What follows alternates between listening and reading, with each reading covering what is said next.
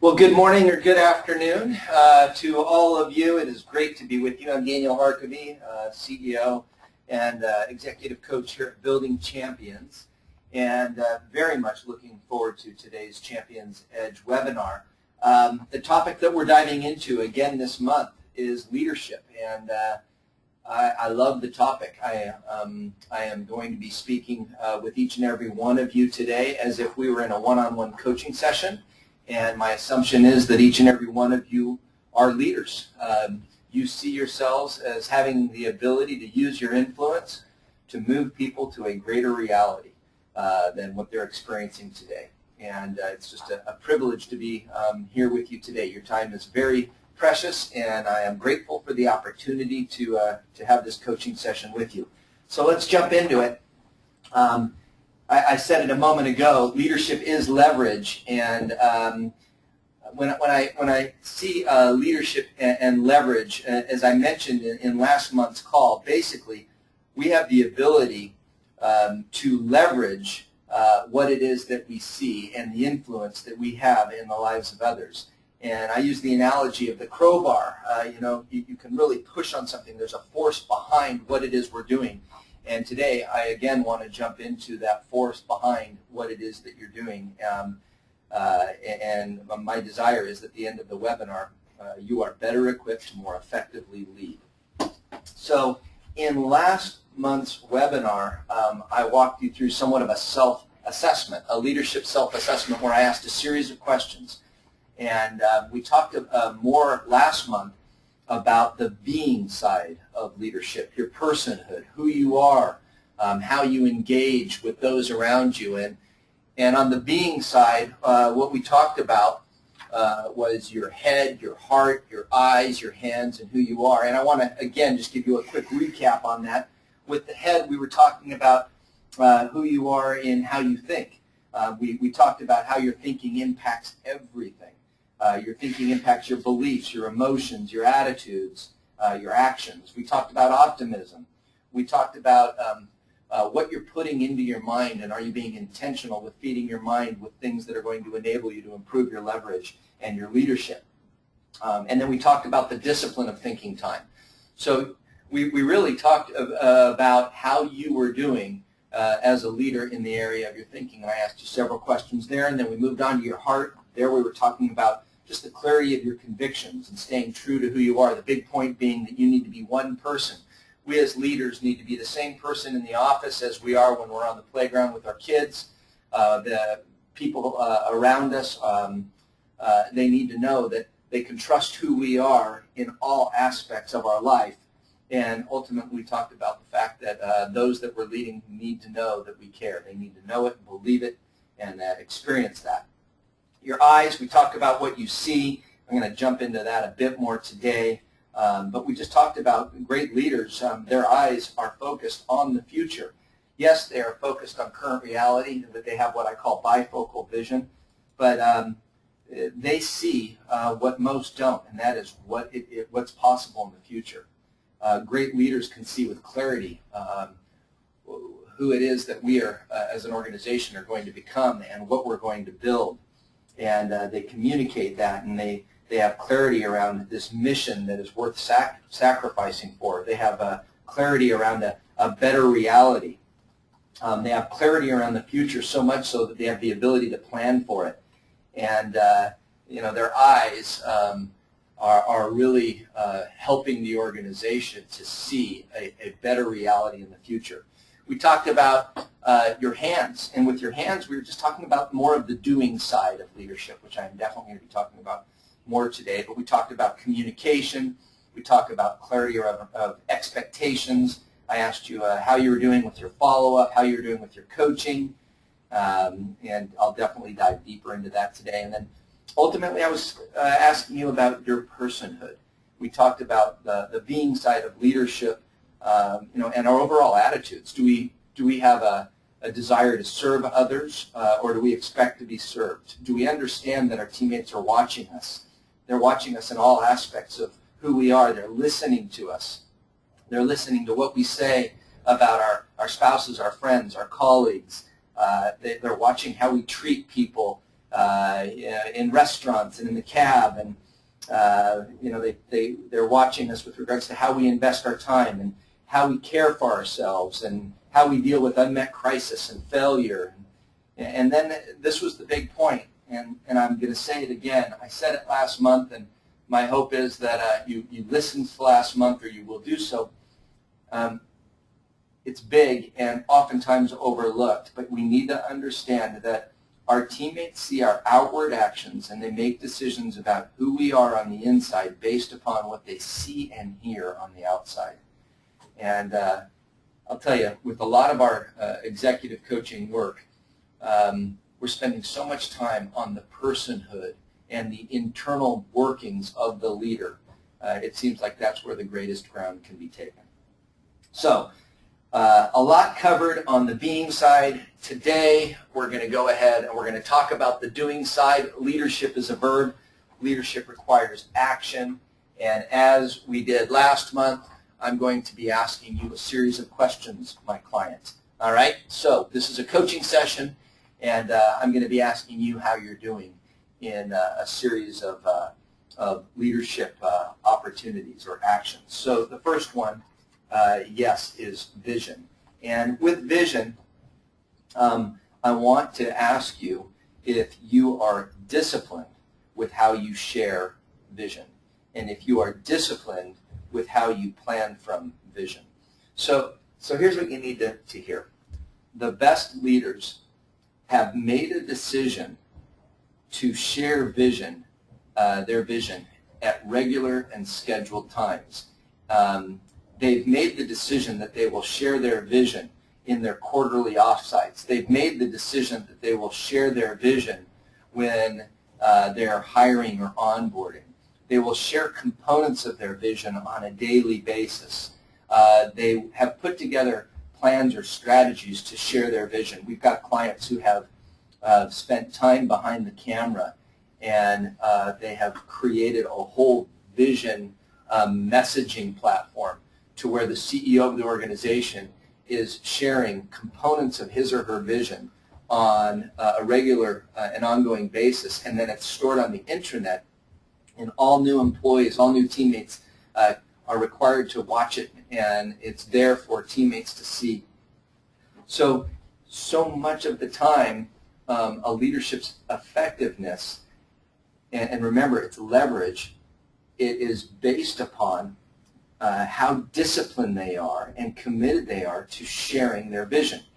And we talk about this all the time in coaching sessions. We have clients who have put together a vision sharing plan, a vision communication plan. Our coaches will walk you through that. So today, your great opportunity to improve your leadership leverage might be to be more intentional with how you're going to share vision. And I want you guys to know that there are often times where we might poo-poo this, or we might discount it. We might think that, you know what, it's a waste of time. Our teammates have heard it once. They don't need to hear it again. And I'm going to tell you, they need to be reminded over and over and over again, because if they're not reminded, what will happen is it's only a matter of time to where their world will become much smaller, and all they will see is that their job is what they're doing each and every day in their cubicle. They will believe that that is the extent of their work, and it becomes small, and they'll forget the reality that their very important role connects to the overall vision and the mission of the organization. And it's up to us as leaders to remind them with discipline. It's up to us as leaders to be that vision. So how are you doing? Can you improve? What can you do between now and the end of the year to become really masterful in sharing your vision, planning from your vision, communicating that vision, and really becoming more of that visionary leader? All right? The second skill or discipline that I want to walk you through, the doing of leadership, has to do with walking the floor. Are you spending too much time in your office? Are you spending too much time heads down, on email, on the phone, working through the paperwork? Too many leaders are missing the leverage play as a result of holing up in their office. They're not walking the floor. CEO coach and mentor here, Jerry Baker, says that a CEO needs to spend 50% of his or her time outside of his office. And I absolutely believe this. Do you have a discipline of walking the floor and connecting with those on your team on a daily basis? Are you walking the floor and spending time with your customers or your customer-facing teammates? Is this a commitment and a discipline of yours as a leader? If you're not going to be hearing what's happening in the organization. If you're not walking the floor, you're not going to have a real connectedness to the business. Remember, the people out in the cubicles, out in the offices, out in the different branches, restaurants, stores, plants, divisions, all of those folks are the people that are making the work happen. And we as leaders need to be out there. We need to be listening. We need to be observing. We need to be encouraging. We need to be connecting. And don't miss the point of spending time with your customers.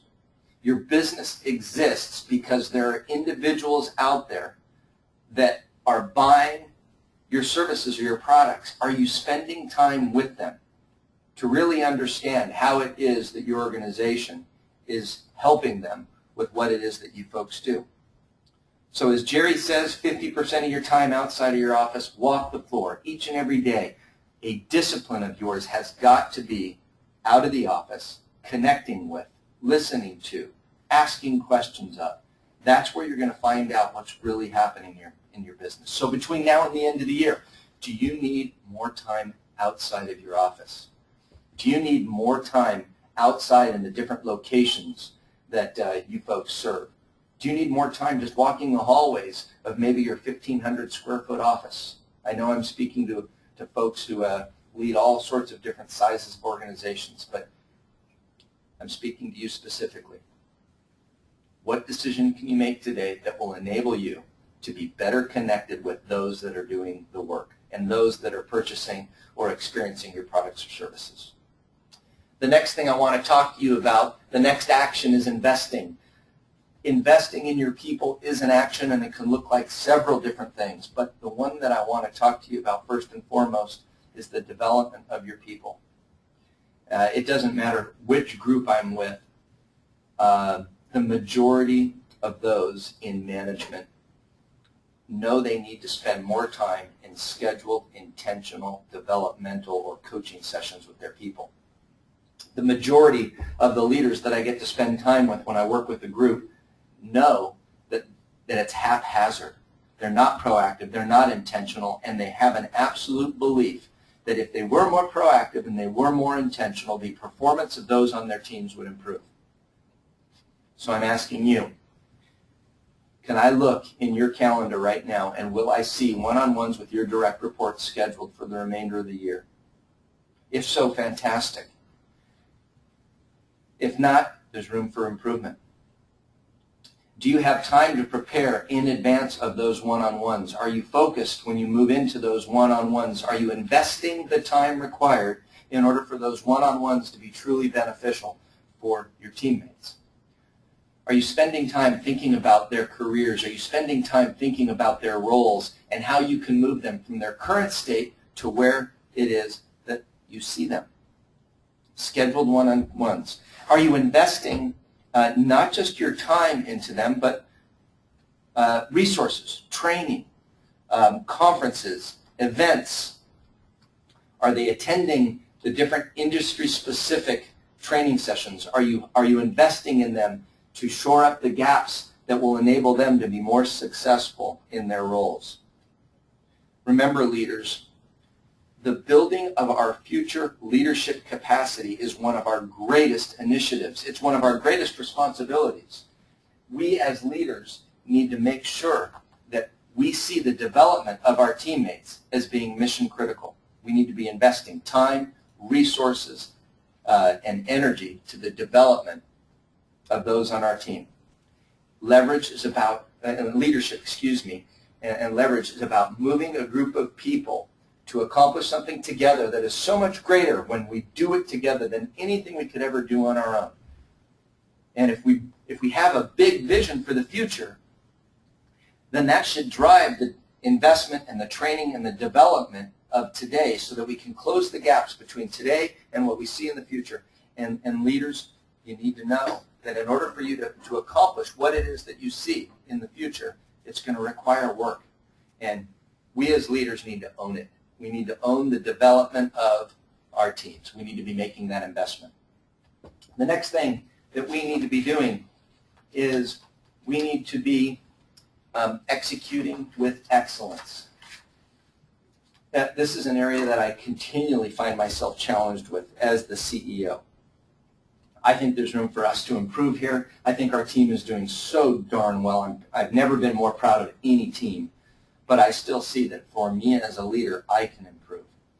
So leaders, are we truly executing with excellence?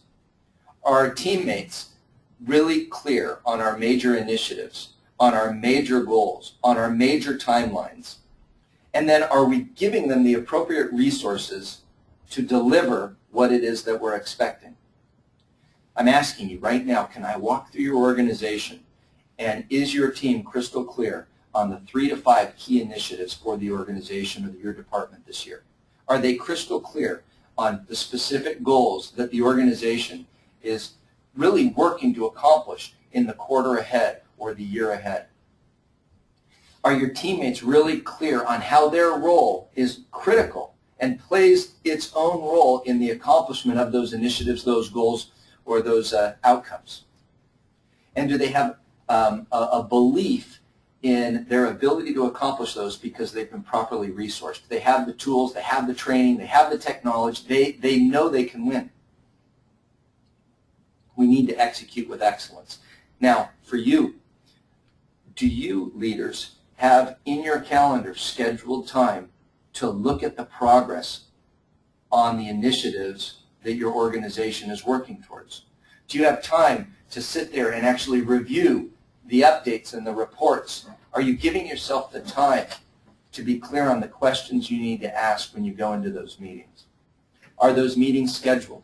I know that many of you have regularly scheduled meetings, and your meetings, if you're like most, your meetings will be discussing the topics of the hour. They're going to be the crises or the opportunities that are hitting on a weekly or monthly basis. And oftentimes our meetings will be very reactive.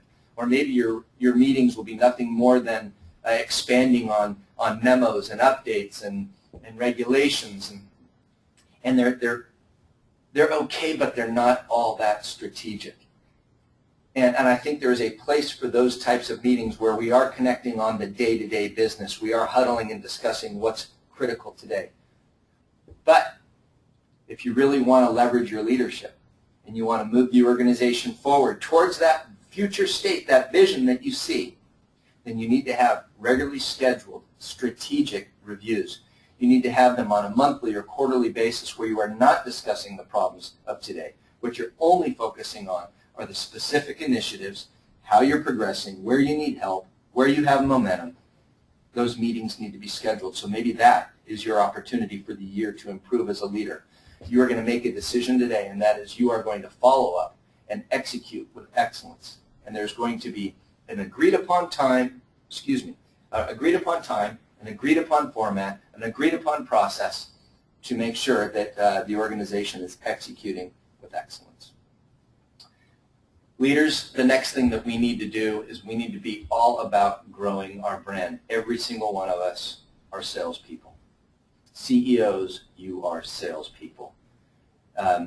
We've got to make sure that we are completely aware of the opportunity we have to grow the brand. We have to represent the brand all the time. We need to be making strategic decisions to bring the message of our company or our team to the marketplace. This means that we need to be out there. We need to be out there with partners. We need to be out there with key customers. We need to be out there in the marketplace. We need to be out there physically, and in today's world, we need to be out there in how we are messaging. So we need to be out there utilizing social media. We need to be out there, in getting the message of the company out there. We need to be out there with strategic relationships. Today, are you intentional and proactive with how you are growing the brand? Is that something that you see on your dashboard of priority, and there's time scheduled in your weekly or monthly calendar to be customer-facing, community-facing, out there in the network, out there with your strategic alliances? Is that your opportunity? Is there a discipline that you have on a weekly basis to be in front of those that can help further the brand? Do you have a dialed-in elevator pitch? Are you crystal clear on what it is that you and your organization does, and can you communicate that in less than a minute or so? There's so much opportunity for us to further the leverage that we have as leaders by understanding that it is one of our greatest responsibilities. Here's one thing under Grow Your Brand that I really want to challenge some of you with, and this is as a result of some recent coaching conversations that I've had with some of our larger corporate clients. Your opportunity to grow as a leader might be in just the mental shift.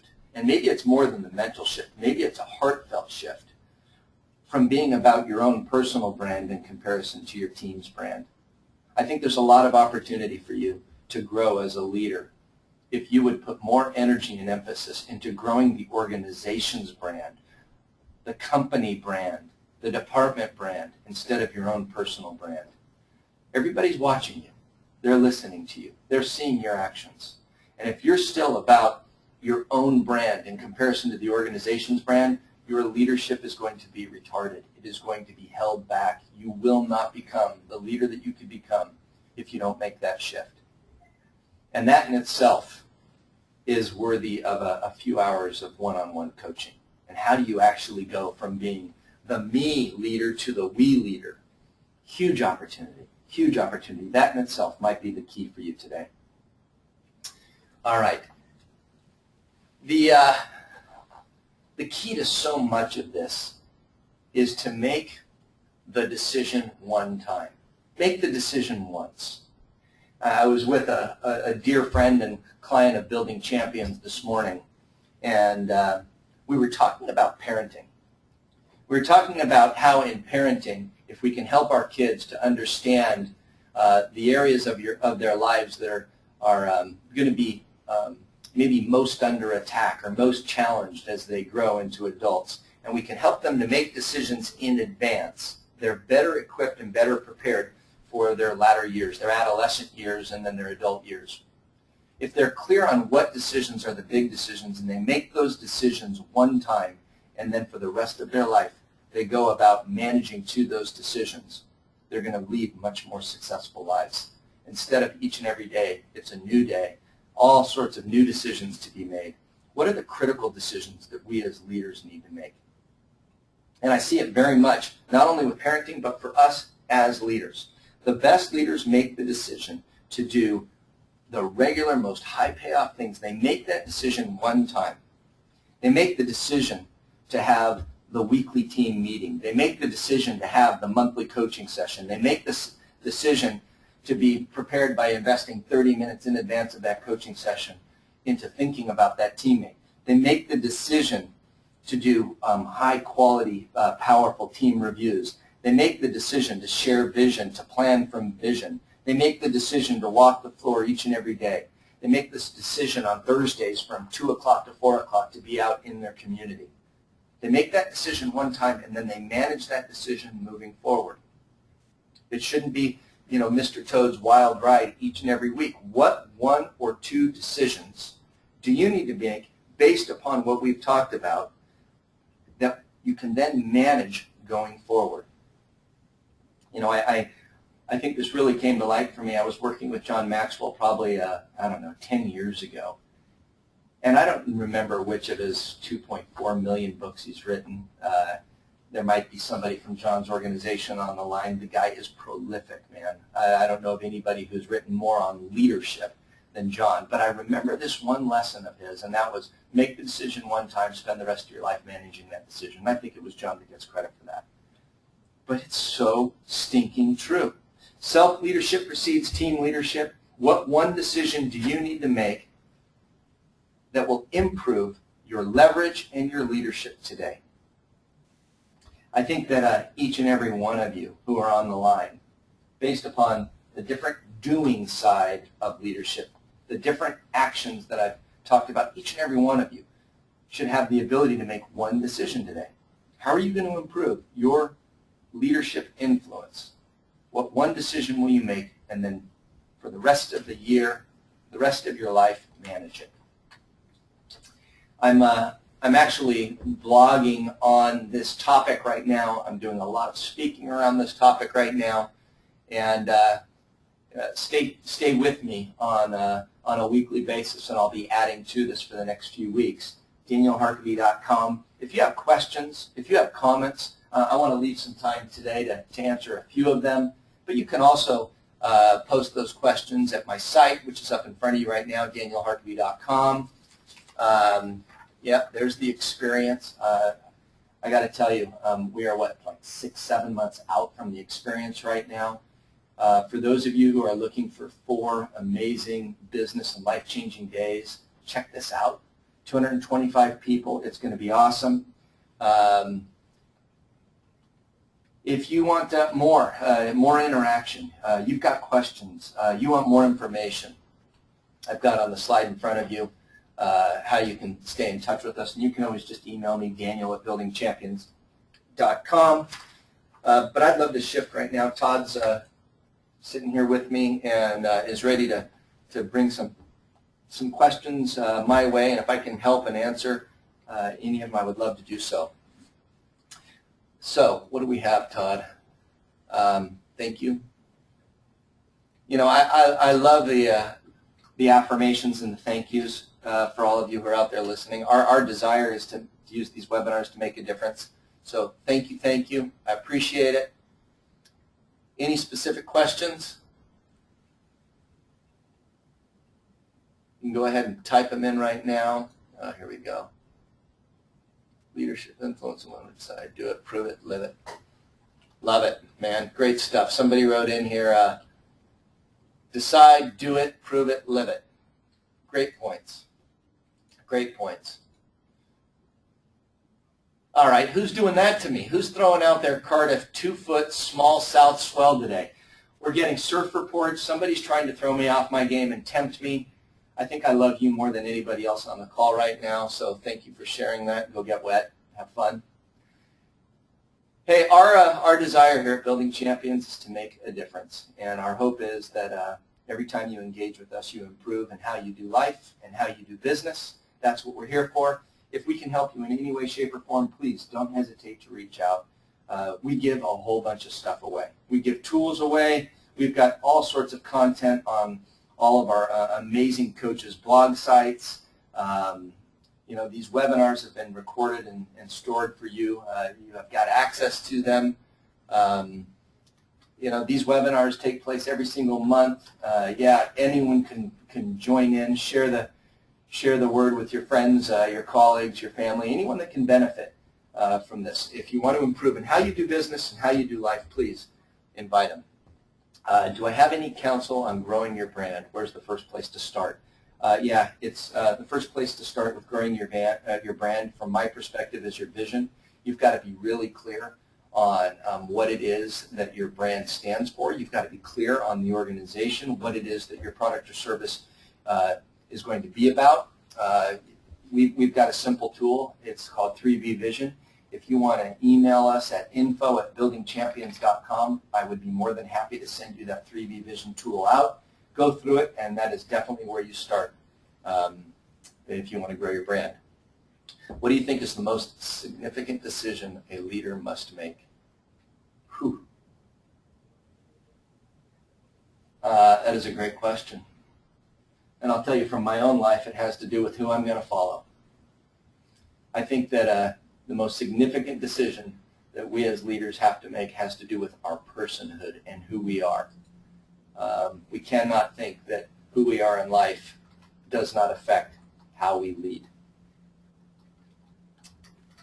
All right, folks, we are at the mark, and unfortunately today I don't have a ton of wiggle room. So if you've got questions, please contact us as I instructed earlier, and thanks again for investing 30 minutes with Building Champions with me. We look forward to next month's call. We're also going to be pushing out there another neat opportunity. One of our colleagues and friends, Henry Cloud, is going to be doing a simulcast around his new book. All of the coaches are reading it right now. It is fantastic. Boundaries for Leaders. You can check that out and the simulcast out at boundariesforleaders.com. I think that'll add a whole bunch of value to you folks as well. All right. So have a great one. We're here to serve. We appreciate you. Bye-bye.